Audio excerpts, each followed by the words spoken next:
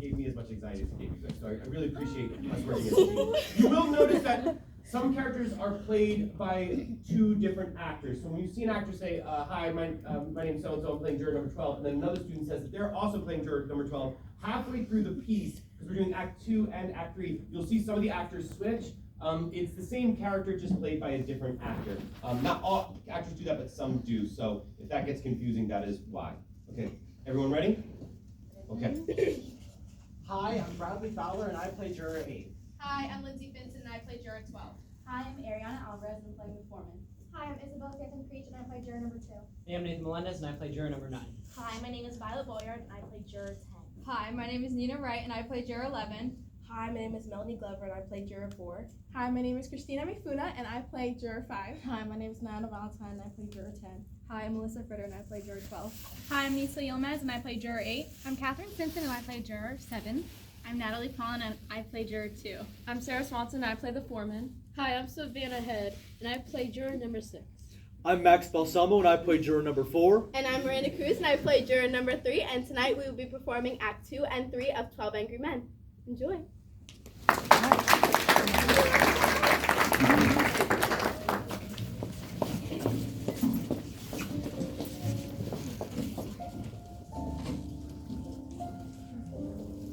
Alright, who did it? What idiot changed his vote? Is that a way to talk about a man's life? Whose life are you talking about? The life of a dead man or the life of a murderer? I want to know. Who? So do I. Excuse me, this was a secret ballot. Nobody looked while we did it, but now I want to know. A secret ballot. We agreed on that point, no? If the gentleman wants to What do you mean? There are no secrets in here. I know exactly who it was.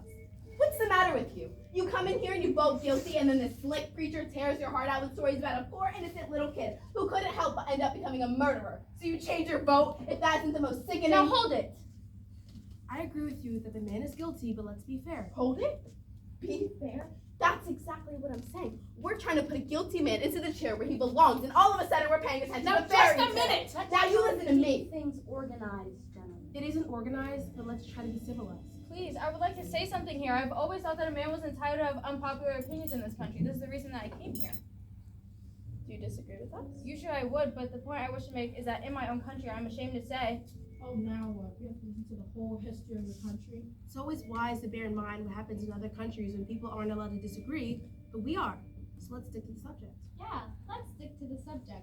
I want to know what made you change your vote. I want to know too. You haven't told us yet. Why do you think I did change my vote? Because I do. Now get on with it. There's nothing for him to tell you. He didn't change his vote, I did. I was going to tell you, but you're so sure of yourselves. Maybe Sorry. you'd like to know why? Let me tell you why the kid's The man wants to talk. Thank you. This gentleman chose not to stand alone against us. That's his right. It takes a great deal of courage to stand alone, even if you believe in something very strongly. He left the verdict up to us. He gambled for support, and I'm giving it to him. I want to hear more. The vote is 10-2. All right, that's fine. If the speech is over with, let's go on. If there's anything in the kid's favor, I vote not guilty. I don't see what it is. Neither do I. They're punching us shorts. As guilty as they get. That's the kid, I suppose. It's the one juror that's holding out, but he'll come around, and fundamentally, he's a very reasonable man. I guess so. They haven't come up with one real fact yet to back up a not guilty verdict. It's hard, you know. Yes, it is. And what does guilty beyond reasonable doubt really mean? What's a reasonable doubt? Exactly. When a life's at stake, what is reasonable doubt?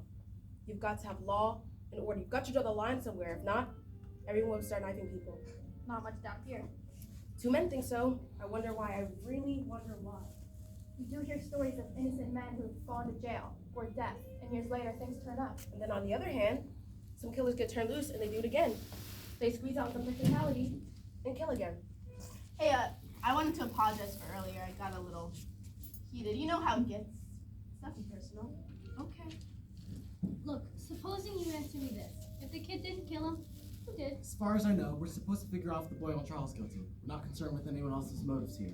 I guess so, but who else had a The motive? boy's father was pretty along in his years, maybe an old grudge. Remember, it's guilty beyond a reasonable doubt. This is an important thing to remember. Everyone's a lawyer. Supposing you tell us what your reasonable doubts are. This is not so easy. So far, it's only a feeling I have. A feeling? Perhaps you don't understand. No, I don't. A feeling? What are we supposed to do? Spend the night talking about your feelings? What about the facts? Look, you said a mouthful, but you proved absolutely zero. The man heard the boy yell, "I'm gonna kill you." A second later, he heard the body fall, and 15 seconds after that, he saw the kid run out of the house. Where's the reasonable doubt in that? That's right, and let's not forget about the woman across the street. Now, if that's not enough for you. It It's not enough for me. What is enough for you? I'd like to know. How do you like him? It's like talking into a dead phone. Look, the woman saw the killing through the windows of a moving elevated train. The train has 5 cars, and she saw it through the windows of the last 2 cars. She remembers the most insignificant details. What do you gotta say about that? Something just doesn't fit. Well, supposing you think about it. Here, lend me your pencil. Let's play some tic-tac-toe. This isn't a game. What's the matter with you? It's a man's life. Who do you think you are? Hey now, take it easy. I've got a good mind to walk around this table and belt him. Now, please, I don't want Did you fighting you see in him? here. The nerve, the absolute nerve. All right, forget it. It don't mean anything. How about let's try sitting This down? isn't a game. Who does he think he is? Weren't we talking about elevated trains? Yes, we were. So, Alright, how long does it take for an L train going at top speed to pass a given point? what's that got to do with anything? How long would it I take? wouldn't Guess. have the slightest idea. Neither would I. I don't think they mentioned it. What do you think? About 10 or 12 seconds, maybe. I'd say that's a fair guess. Anyone else? I would think about 10 seconds, perhaps. About 10 seconds, yeah. All right, we're agreed. 10 seconds. What are you getting at? This, an L train takes 10 seconds to pass a given point. That given point being the room in which the killing took place. You can almost reach your hand out of the window of that room and touch the L tracks, right? That's right, I tried it. And now let me ask, have any of you ever lived next to the L tracks? I've lived close to them. They make a lot of noise, don't they? I've lived right beside them, and when one's going by, you can barely hear yourself think. The noise is unbearable. Okay, you can't hear yourself think. Get to the point. It takes 10 seconds for an L train to pass a given point, or 2 seconds per car. The L would have had to be going past the old man's window for at least 6 seconds before the body fell. The old man would have had to hear the boy say, "I'm going to kill you," with an L roaring past his nose. It's impossible. He couldn't have heard it. He said the boy yelled it out. With an L going by? You think he could have heard it with an L going by? I think he could have. It's No, enough for me. not a chance. It's enough for me, too. I don't think he could have heard it. Maybe the old man didn't hear it. I mean, with the L noise.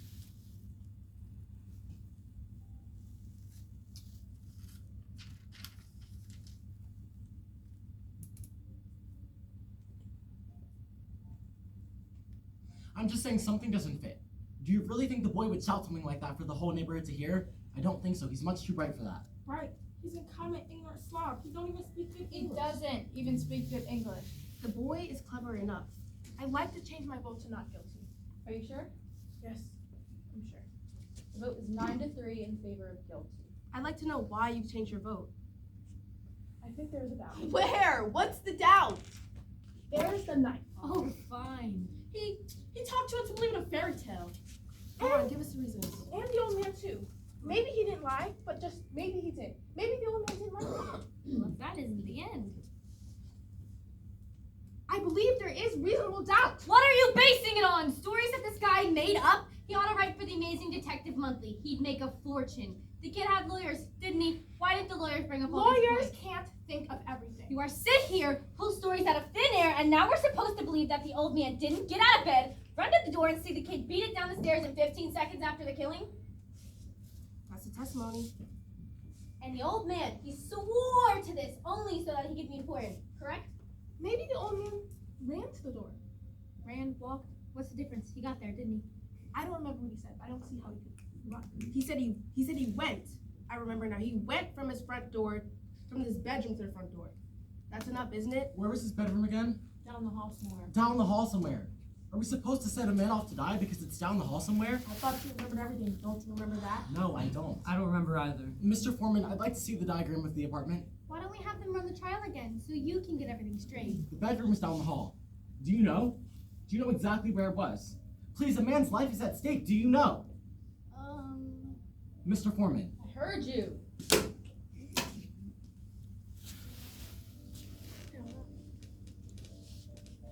All right, now what's this one for? How come you're the only one in the room that wants to see exhibits all the time? I want to see this one too. So do I. And I want to stop wasting time. Are we gonna start wading through all that nonsense about where the body was found? We're not. We're gonna figure out how a man who's had 2 strokes in the past 3 years and walks with a pair of canes can get to his front door in 15 He seconds. said 20 seconds. He said 15. How does he know how long 15 seconds is? You can't judge a thing like He said that. 15. He was positive about it. He was an old man. Half the time he was confused. How can he be positive about anything? You know. No, I don't know. Maybe you know? Do me a favor. Take me with this over. I looked at that diagram for 2 hours. Enough is enough. Some of us are interested. Go ahead. Thank you. Alright, this is the apartment in which the killing took place. The old man's apartment is directly beneath it and exactly the same. Here's the bedroom, another bedroom, a living room, a kitchen, and a bathroom, and here are the steps which lead to the front door. Now the old man says he was in bed, got up out of bed, went to the front door just in time to see the boy racing down the stairs, correct? Right. 15 seconds after he heard the body fall. Correct.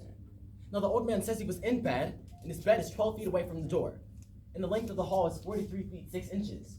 He would have had to get up out of bed, grab his canes, walk 12 feet to the bedroom door, walk 43 feet to the front door, all in 15 seconds. Do you think this is possible? You know it's possible. He would have been in a hurry. He did hear the boy yell. He can only walk very slowly. They had to help him into the courtroom. You make it sound like it's a far walk. It's not. For an old man who uses canes, it's a far walk. What are you doing? I'm gonna try this thing. Let's see how long it takes. I'm gonna pace off 12 feet, the length of the bedroom. How long would you say it is from